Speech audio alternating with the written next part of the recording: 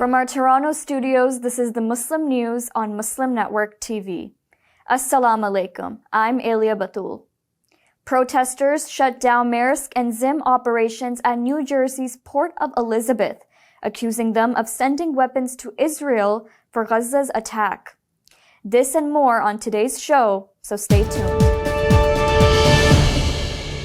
U.S. President Donald Trump on Friday welcomed the Hamas response to a ceasefire and prisoner exchange proposal, saying he believed the Palestinian group is ready for a lasting peace. Trump said on his Truce social platform that Israel must immediately stop the bombing of Gaza so that we can get the hostages out safely and quickly.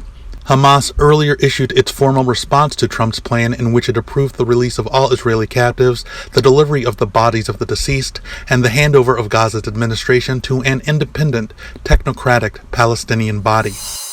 Outrage across the world continues as Israel's Navy has intercepted nearly all Gaza-bound aid flotilla vessels in the Global Summit Flotilla, detaining about 450 people. This has triggered renewed protests and diplomatic fallout.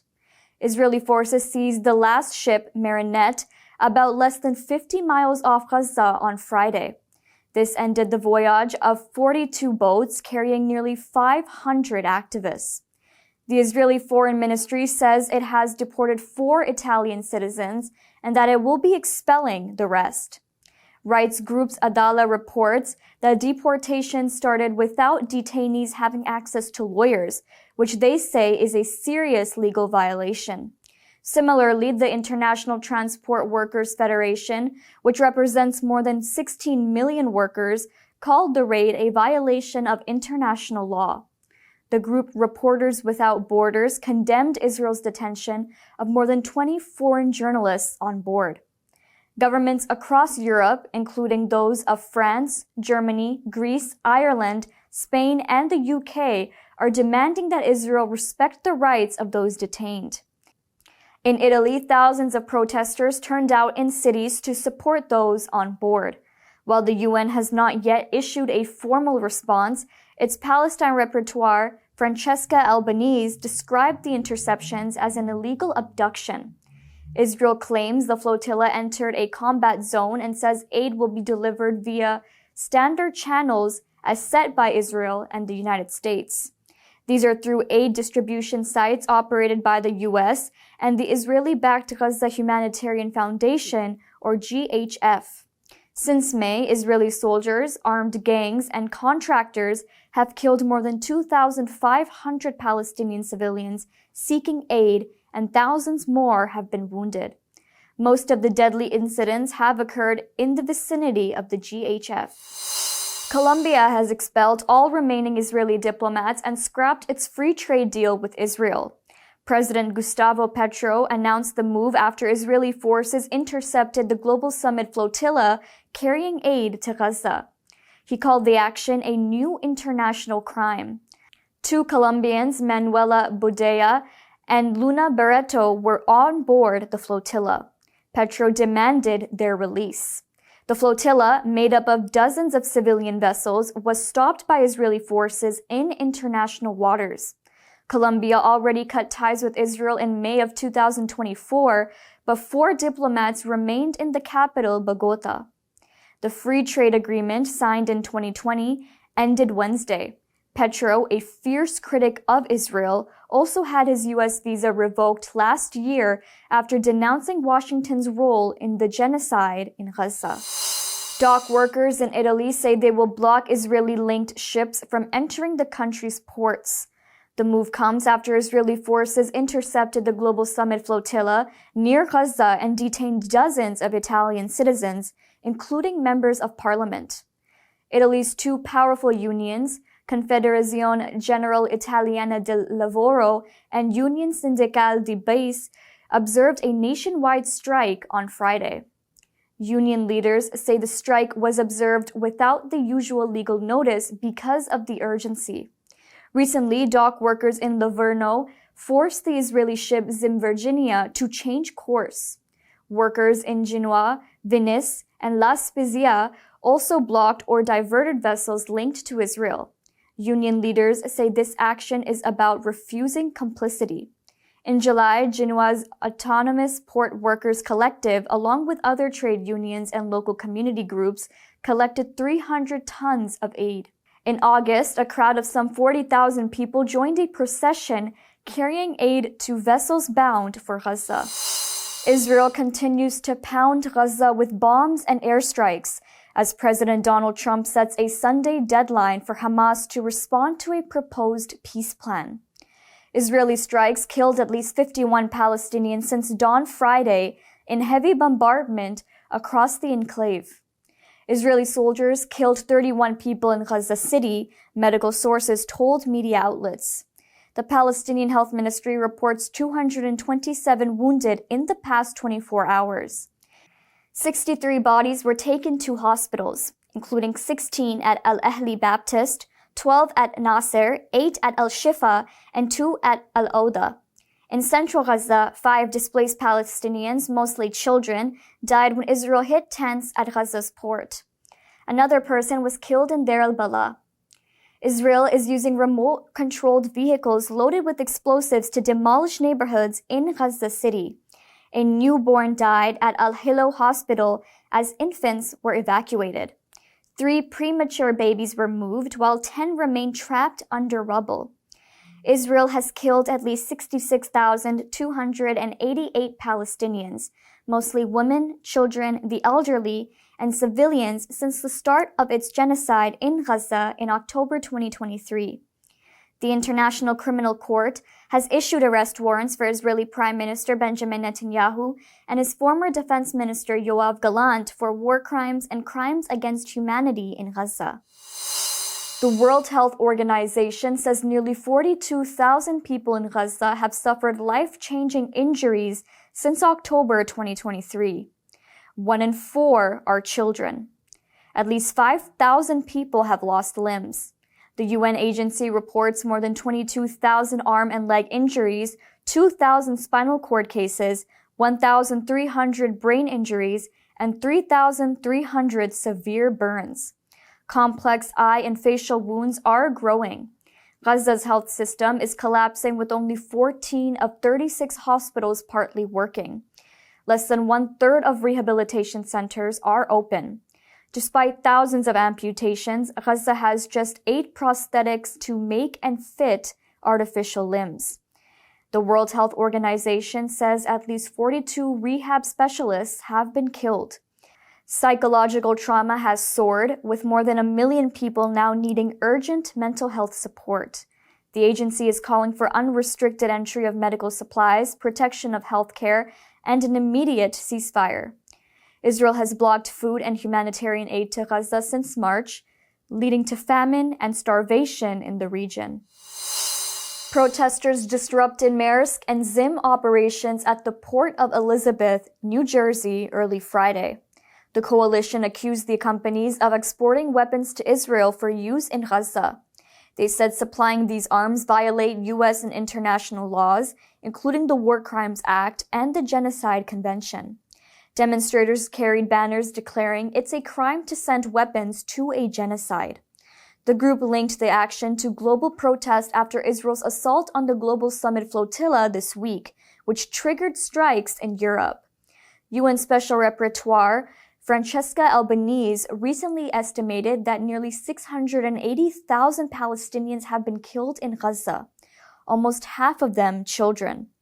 Organizers called the blockade a peaceful stand in solidarity with movements at ports in Oakland, Dublin, and across Europe.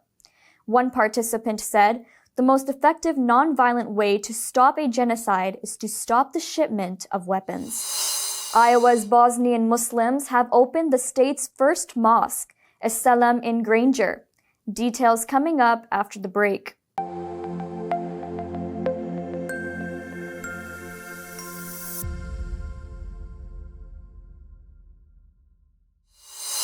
In Iowa, the Bosnian Muslim community has opened the state's first proper mosque with prayer spaces and community facilities.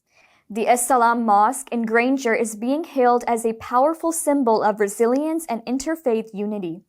More than 15,000 people joined the 3-day celebration with families driving from across the Midwest. Survivors of war and ethnic cleansing in the 1990s said the mosque reflects their journey from trauma to hope. The mosque, set on 30 acres, can hold about 1,000 worshippers. Its 130 feet copper minaret rises above cornfields, while Bosnian calligraphy lines the dome and prayer hall. Elvedin Sivak, president of the mosque's board, called the support remarkable. He said it reflected how Bosniaks have been welcomed for decades. Christian pastors, a Catholic bishop, Sikh leaders, and others offered prayers at the opening. Iowa Senator Sarah Garriott said the mosque is a symbol of Iowa at its best. Leaders plan to add a community center, playground, and memorial for 8,000 victims killed by the Bosnian Serb army in Srebrenica in 1995. A North Texas woman has been sentenced to 5 years in prison for trying to drown a Palestinian Muslim child at a pool in Euless. Elizabeth Wolf pleaded guilty to attempted murder and injury to a child. Both sentences will run concurrently. Police say Wolf confronted Dar Salem Hadil, a Muslim mother in hijab, and demanded to know where she was from. She then attacked the family's children. Wolf first tried to grab 6-year-old Yusuf, who escaped. She then pulled 3-year-old Selma under the water while kicking at the mother and ripping off her hijab. A bystander intervened and saved the girl. Witnesses report that Wolf shouted she would kill the whole family. Prosecutors have added a hate crime charge. Muslim groups say the case shows rising Islamophobia in America. The Council on American Islamic Relations, or CAIR, has issued a new advisory for Muslim women who wear hijab who are applying for U.S. passports. The group says the State Department has been sending more invasive letters to applicants who wear hijab in their photos. CAIR shared a sample response letter. It explains that a hijab is a religious head covering, similar to Catholic nuns and Orthodox Jewish women's headscarves. The letter emphasizes that removing the hijab for a photo would violate sincerely held beliefs and place a burden on religious practice. The guidance urges applicants to clearly state their head covering is a permanent and faith-based obligation. A Canadian intelligence watchdog has found that the Canadian Revenue Agency, or CRA, could not justify why it audited Muslim charities for terror financing risks. The National Security and Intelligence Review Agency says many audits lacked credible evidence.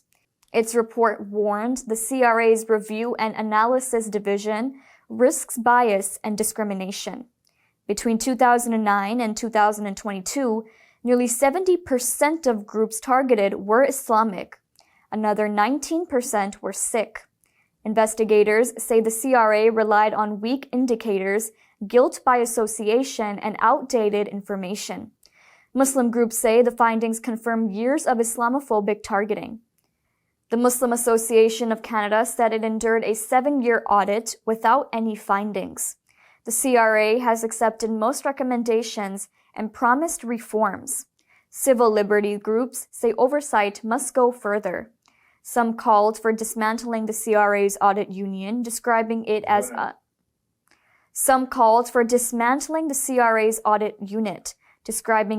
unaccountable and discriminatory. Somalia's federal parliament has ratified the African Charter on the Rights and Welfare of the Child. Lawmakers gathered in the capital Mogadishu on Wednesday under the chairmanship of Speaker Sheikh Adan Mohammed Nur Madobi.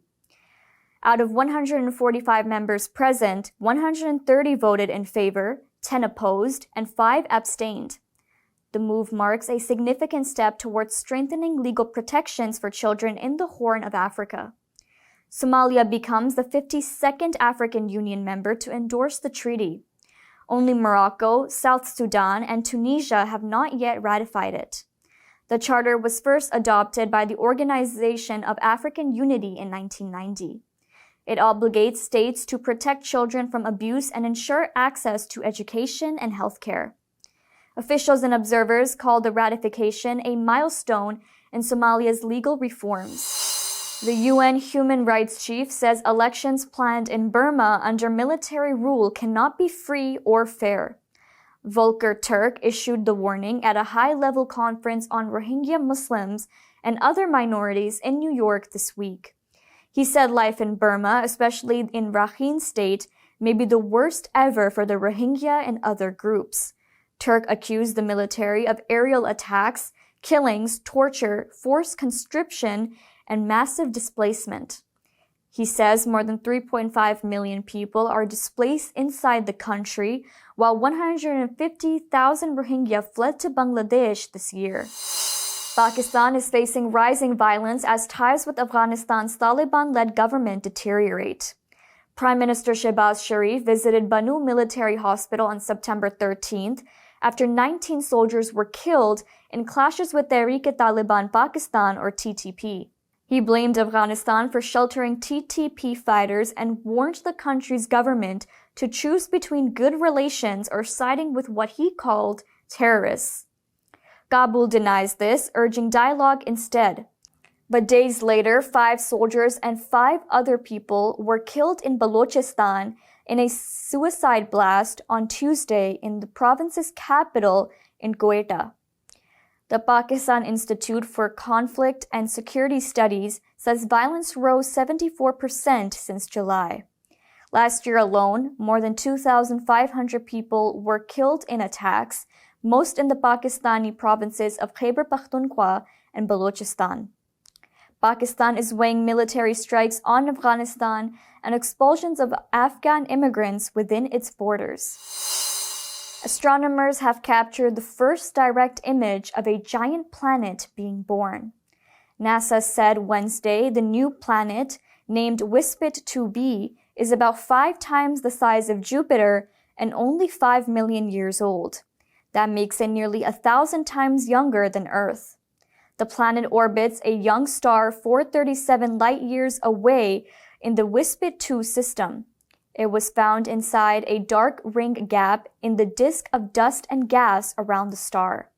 Scientists have long suspected planets form these gaps by sweeping away material, but this is the first time one has been seen in action. Researchers say the baby planet is still gathering gas and dust, giving them a rare chance to watch how massive worlds are made.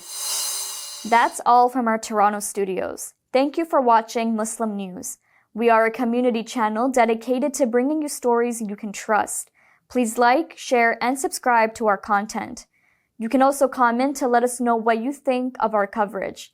You can donate now by visiting muslimnetwork.tv/donate. For more content, keep watching Muslim Network TV. Salam.